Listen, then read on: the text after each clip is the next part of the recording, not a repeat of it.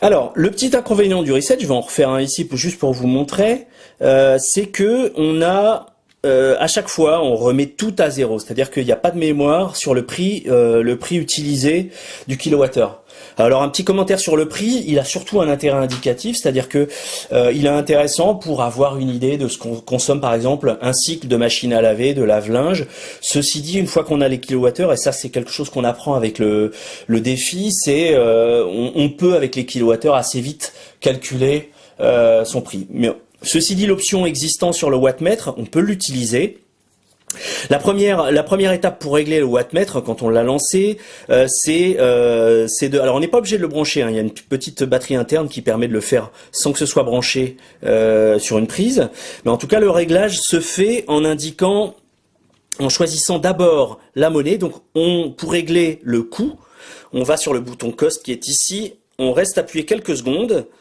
Et quand on relâche, en fait, on a la monnaie en fait qui va être utilisée. Donc nous, on va sélectionner l'euro, on va ensuite valider en appuyant sur OK.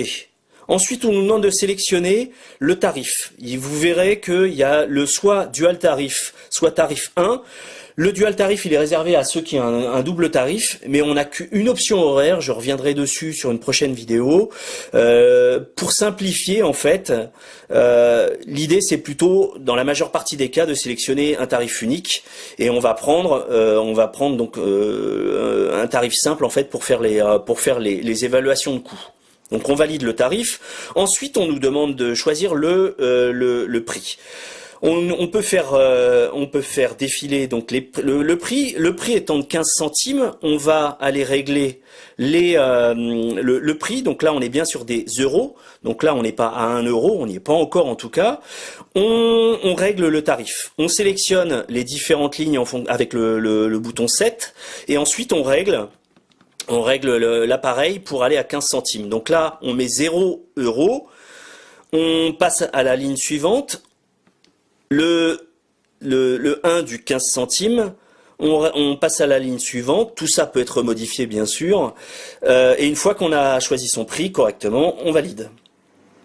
Donc là, le prix est installé, ça veut dire que chaque kilowattheure qui sera compté sur la durée d'utilisation d'un appareil sera comptabilisé sur 15 centimes.